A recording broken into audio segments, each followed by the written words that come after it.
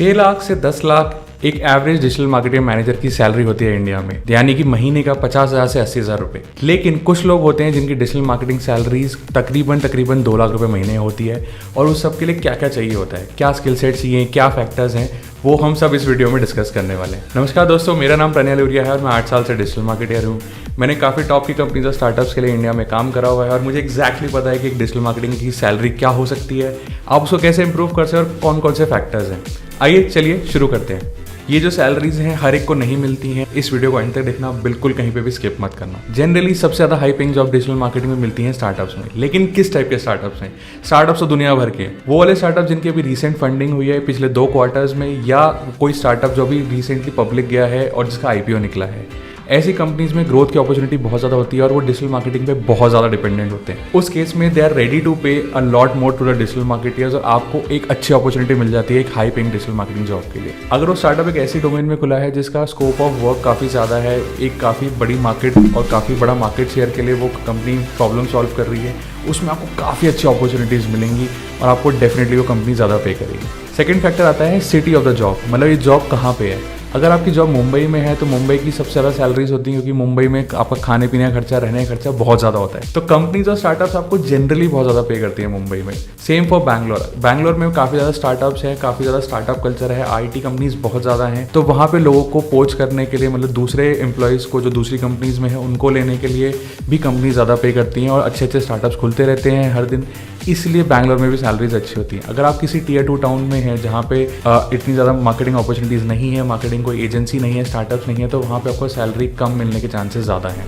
तीसरा पॉइंट है tools and skill set. अब ये काफ़ी ब्रॉड पॉइंट है कि टूल्स और स्किल सेट्स में क्या क्या आता है। अगर आपको अच्छे से जानना है कि एक डिजिटल मार्केटर क्या करता है, मैंने क्या क्या करा हुआ 8 साल में, तो आप इस वीडियो को देख सकते हैं। वीडियो का लिंक डिस्क्रिप्शन में भी है, लेकिन फिर भी मैं आपको एक बार डिटेल में बता देता हूँ कि टूल्स और स्किल सेट्स का क्या मतलब होता है। डिजिटल मार्केटिंग में एक मार्केटर गूगल, फेसबुक, लिंक्डइन, कोरा बहुत सारे टूल्स यूज़ करता है जिन पर उन पर काफ़ी ज़्यादा कैपेबिलिटीज़ मिलती हैं, काफ़ी ज़्यादा ऐड रन करने का मौका मिलता है और उन टूल्स का काफ़ी डिफरेंट यूसेज होता है। अब जितने ज़्यादा टूल्स और जितने ज़्यादा आपके स्किल सेट होंगे उनकी ऑब्वियसली आपकी वैल्यू ज़्यादा बढ़ जाएगी। उसमें भी काफ़ी सारे फैक्टर्स डिपेंड करते हैं कि कंपनी कितनी बड़ी है, स्टार्टअप कितना बड़ा है, आपको कितने स्केल पे काम करने को मिल रहा है, आपके अंडर कितने लोग काम कर रहे हैं। इन सब को मिला जुला के एक टूल्स और स्किल सेट की एक डेफिनेशन बनती है और एक डिजिटल मार्केटर काफ़ी कुछ करता है इसमें।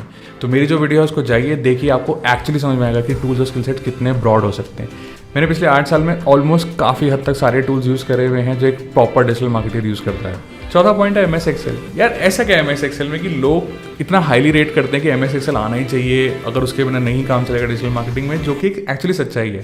MS एक्सेल मैं पिछले 8 साल से यूज़ कर रहा हूँ और उसमें काफ़ी प्रोफिशिएंसी और काफ़ी एडवांस लेवल भी मैं यूज़ कर चुका हूँ, क्योंकि मुझे रोज़ काफ़ी डेटा इकट्ठा करना पड़ता है, डेटा को संभालना पड़ता है, डेटा को विजुअलाइज करना पड़ता है कि यार ये ग्राफ कैसा दिखेगा, चार्ट कैसा दिखेगा, मुझे काफ़ी चीज़ें नोट डाउन करनी होती है, तो मैं एक्सेल में ही करता हूँ। और जितना आप अच्छे होंगे एक्सेल में, आपके डिजिटल मार्केटिंग स्किल्स और इंप्रूव होते जाते हैं, क्योंकि अल्टीमेटली डिजिटल मार्केटिंग में डेटा ही सब कुछ है, डेटा ही जनरेट होता है जिसका आप एनालिसिस करते हो। आपकी एक्चुअली स्किल सेट्स काफ़ी इंक्रीज हो जाते हैं और उसका एडवांस लेवल बहुत ज़्यादा एडवांस हो सकता है। अगर कोई बहुत ही fast scaling high pace growth startup है तो उसमें इसकी रिक्वायरमेंट बहुत ज़्यादा होती है और इंटरव्यूज में जनरली पूछते हैं कि आपकी प्रोफिशिएंसी है MS एक्सेल में या नहीं। मैं भी खुद इंटरव्यूज लेते हुए पूछता हूँ कि यार आपको MS एक्सेल कितना आता है। मैं उनको लाइव एग्जांपल्स देता हूँ, मैं उनको लाइव प्रोजेक्ट्स देता हूँ कि यार इसको मेरे को करके दिखाओ एक्सेल में, ये जानने के लिए कि उनको एक्सेल आता है या नहीं। इसलिए एक्सेल बहुत ज़्यादा ज़रूरी है। 5वां है जो अब काफ़ी इंपॉर्टेंट हो गया है डिजिटल मार्केटिंग में, वो है data analysis and automation. Data analysis पहले भी इंपॉर्टेंट था, लेकिन अब डेटा इतना ज़्यादा हो गया कि उसको ऑटोमेट करना बहुत ज़रूरी है। क्या मतलब है ऑटोमेशन से? मान लीजिए आप दिन में आप 10 रिपोर्ट्स बना रहे हैं MS एक्सेल में, लेकिन उसकी वजह से आपका काफ़ी टाइम वेस्ट हो रहा है। अब आपको अपनी टीम में किसी बंदे को बोलना पड़ेगा कि यार तुम मेरी जगह काम कर दो, या आपको खुद काम करना पड़ेगा, बिकॉज आप इतना सारा काम कर रहे थे, आपके लिए बहुत मुश्किल हो जाएगा सब कुछ मैनेज करना और इतनी रिपोर्ट्स बनाना।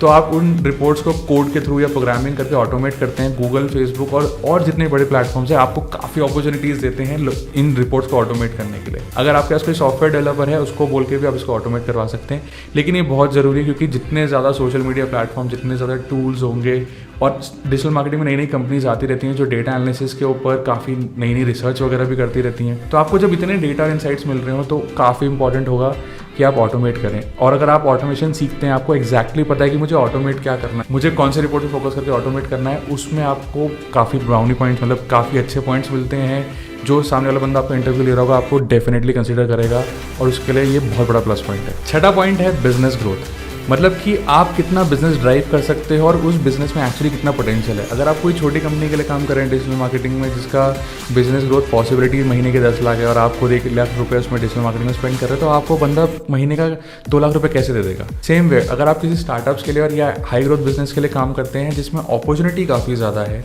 आप बिजनेस भी ग्रो कर रहे हो, as a digital marketing manager आपकी ओनरशिप है कि हाँ यार मेरे को धंधा बढ़ाना है। अगर आप एग्जैक्टली कर पा रहे हो तो आपको काफ़ी ज़्यादा स्किल सेट डेवलप भी होगा और आपको काफ़ी अच्छे पॉइंट्स भी मिलेंगे जब आपका कोई इंटरव्यू लेगा और उनकी नज़र में आ जाता है कि हाँ यार बंदे ने पिछली कंपनी में 5 करोड़ का बिजनेस बढ़ाया, 10 करोड़ का बिजनेस बढ़ाया, 50 करोड़ का बिजनेस बढ़ाया, साल में उसने 5 करोड़ रुपये डिजिटल मार्केटिंग स्पेंड करे, 50 करोड़ का बिजनेस लेके आया या 10 करोड़ का बिजनेस लेके आया। ये सब चीज़ें बहुत मैटर करती हैं क्योंकि जब भी एक स्टार्टअप एक हाई ग्रोथ फेज में होता है, वो सबसे ज़्यादा ये मैटर करता है कि आप एक्चुअली बिजनेस ड्राइव कर सकते हो या नहीं। 7वां पॉइंट है आपको अपने आप को सेल करना आना चाहिए। मतलब कि यार मैंने काम तो बहुत करा है, मैंने टूल्स तो बहुत सीखे हैं, मैंने सर्टिफिकेशन तो बहुत ले रखी है, मैंने सारा काम कर रखा है, लेकिन मैं HR इंटरव्यू में या इंटरव्यू के सामने बोल ही नहीं पा रहा मैंने क्या क्या करा है। मैंने रिज्यूमे में ढंग से लिखा ही नहीं कि मैंने बिजनेस कितना ड्राइव करा। मैंने HR को बोला ही नहीं कि यार मैं देखो इतना कुछ काम करता हूँ, मेरी एक अपनी टीम भी है। आप जैसे कम्युनिकेट करते हो अपने आप से अपनी टीम वालों के साथ, वो इफेक्टिवली दूसरे एम्प्लॉयर को, दूसरे इंटरव्यूअर को बताना बहुत जरूरी है। तो उसमें आपको सेल करना बहुत जरूरी है कि यार मैंने इतना बिजनेस बढ़ाया है, मेरे को इतनी सैलरी मिलनी चाहिए। आप इफेक्टिवली वो कम्युनिकेट कर सकते हैं, अपने आप को अच्छे से सेल कर सकते हैं कि यार मेरे से बड़े कोई डिजिटल मार्केटर नहीं है।